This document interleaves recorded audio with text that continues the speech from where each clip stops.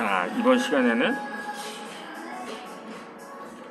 제가 백정에 대한 이야기를 계속했는데, 이번 시간에는 천민의 삶을 적는데 이 생각이 짝이 없는 기록 가운데 에서 단 한 명도 놓치지 않겠다는 듯이 꼼꼼히 적어주는 서류가 있었습니다.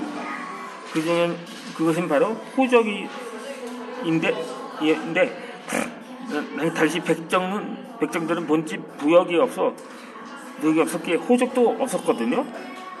그런데도 당시 세종 때인 1423년에 백정이라는 이름을 내리면서 비로소 호적에 오르게 됩니다.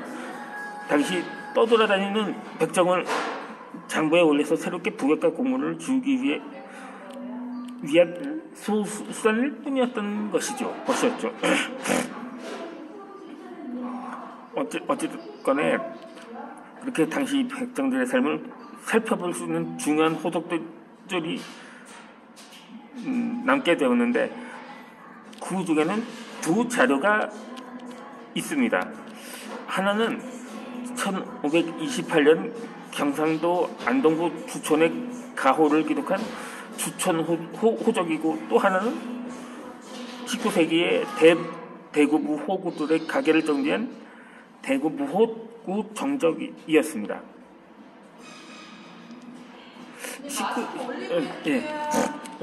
마스크 올리고 해주세요. 19세기이면 거의 백정들이 이 막바지의 존재라고 볼 수가 있었던 거죠. 어찌되었든 간 주로 세종 때와 중종 때는 일간을 이루면서 기록에 남았던 것입니다.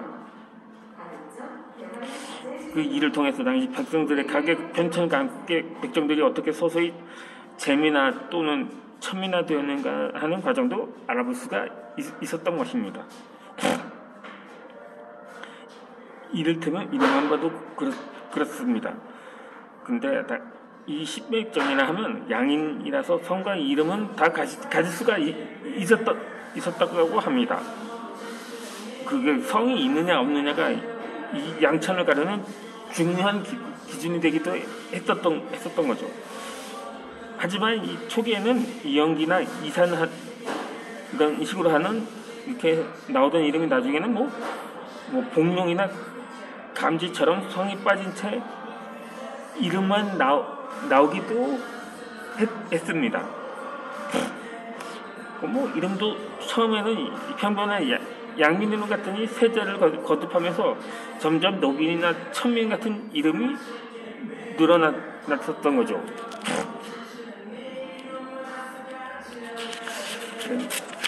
그러니까는 붉은 똥을 뜻하는 이 주시부터 막동이, 우아지, 어울비, 두다비, 말도 더듬이를 뜻하는 눌질이 붙은 눌질상과 눌질떡, 그리고 떡을 뜻하는 막떡이 또는 그리고 예덕이도 있었던 거죠.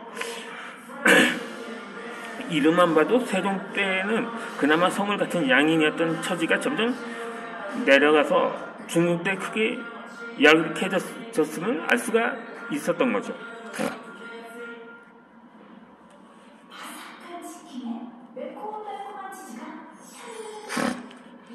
그러니까 저도 여기서 백정들의 부두를 하면 말을 더듬는 사람도 있었으니까, 만약에 제가 조선시대에 태어났다면 저 역시 백정 신분으로 살아갔을 것입니다. 이 좌우지간, 근데 이 초창기에는 이 부르조차도 선호절 나이가 정도만 나이 차이가 나다가는 났지만 뭐 10살, 뭐 12살, 14살까지 꼭 나이 차이가 크게 났던 것입니다. 이 심지어 여성은 목단, 그리고 남성은 천금이라고 불리는 부부가 신백정으로 또 양인인 목단이 노비인데다가 10살이나 여성인 천금과 혼인한 것으로 나옵니다. 엄청난 나이 차이인 명중에 천민이라는 신문을 먹고 가뿐히 뛰어넘게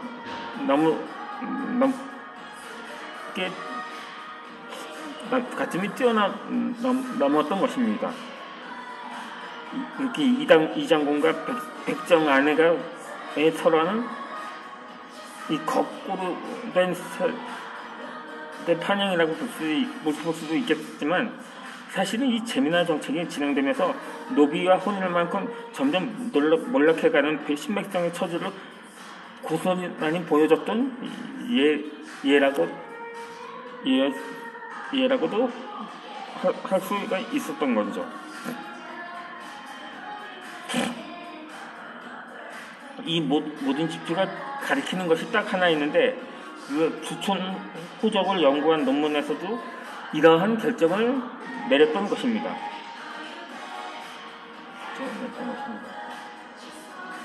이 주촌 호적에 기재된 인물들의 사회적 이상을 살피면 이 사족에서 그렇게 양인에서 노비에서도 또 신백정의 방향으로 낮춰지게 됩니다.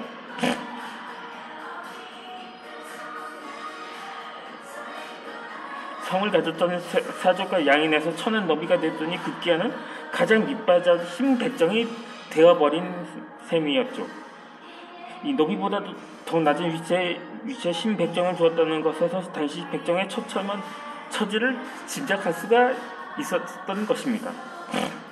그리고 주천호석과 200여 년의 차이를 두고서 이 대구보호 장적이라는 기록물이 있었는데, 이 호족보라고 하죠.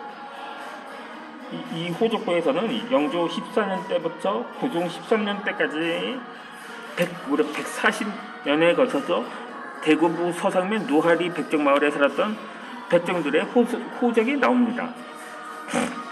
노하리 백정마을이 언제 생겼는지는 정확하지는 않지만, 마을을 설명할 때 또는 남성박이라는 표기가 있고, 노하라는 마을 이름으로 미루어질 길 아래 저지대가 있었던 것으로 짐작이 됩니다. 이 성읍에서 멀리 떨어진 남문박 저지대에 쓸모도 없는 버려졌던 백정들을 그런 곳을 살 수밖에 없었다. 오가장통법은 자석가구를 한 통으로 묶는 조선시대 호적제도인데, 이 오가장통법 3억에서도 백정의 거치가 나온다. 내과에서는 고리백정을 떠돌이로 박해서 이 온전치 못한 무리들을 마지못해서 통 안에 받아들인다는 식으로 적었던 기록물이었던 것이었죠. 이 또 조선왕조 숙종실록을 보면 또 떠돌이 무리의 장인을 업으로 삼는 이론은 중해산골에 수철장과 마조장이 있고, 갯가와 늪에는 버들고리를 만드는 장인이 있는데 모두 옮기는 것이 일정시하고 행동 것이 온전치 못하다. 허나 이미 남녀 각오를 갖췄으므로 여러 사람을 따라 통을 만들지 않을 수 없다고 이렇게 기록된 있는 것을 볼 수가 있습니다. 수철장은 이 모서를 자르는 장인이나 마조장은 장을 만들고, 마조장은 연자면을 만드는 장인을 가리킵니다. 거기다가 버들고리 장인인 백정까지 모두 뛰어난 기술이 있는데도 행동거지가 온전치 못한 채 떠돌이 취급을 받았던 거죠. 그래서 사는 것보다 평균들은 잘 가지도 않는 아주 깊은 두메산골에 위치하고 있었던 거죠.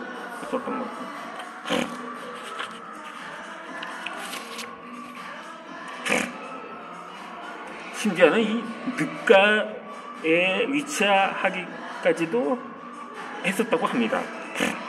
또 나아가서 경국대전에서는 제100정단치 주에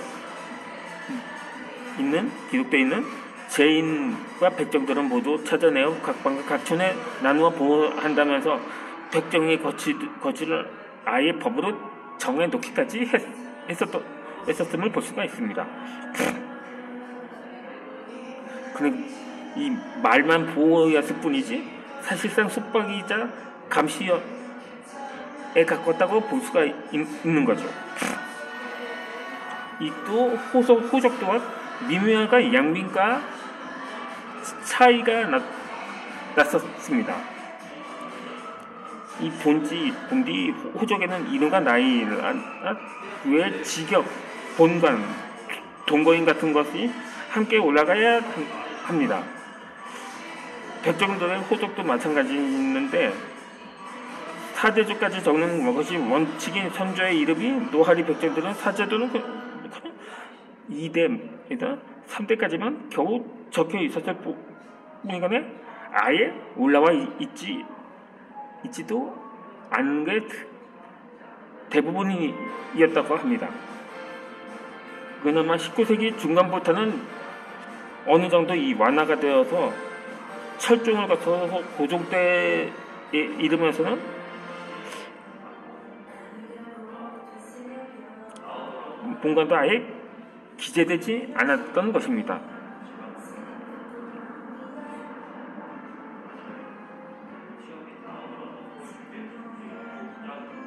아니 근데 19세기 이후에 제가 백정이라는 신분대가 완화되었다고 하지만 그러니까 19세기 중 사실상은 아예 기록을 하지 않았다는 걸로 그냥 일단락을 해버렸던 거죠. 이 이름에도 천하다 여기는 글자가 많이 들어갑니다. 이 짐승이나 돌, 금속, 똥, 수소 같은 이러한 그 외에도 수소 같은 글자들이 많아서 거리나 걸거리, 차거리, 걸금, 똥이, 시계, 똥개라고도 하죠. 강아지, 도야지, 소금개, 마당개, 개조지, 개질똥 같은 이름이 줄줄이 눈에 띕니다. 요즘 흔히 아는 개똥이라는 이름이라고 할 수가 있었던 거죠.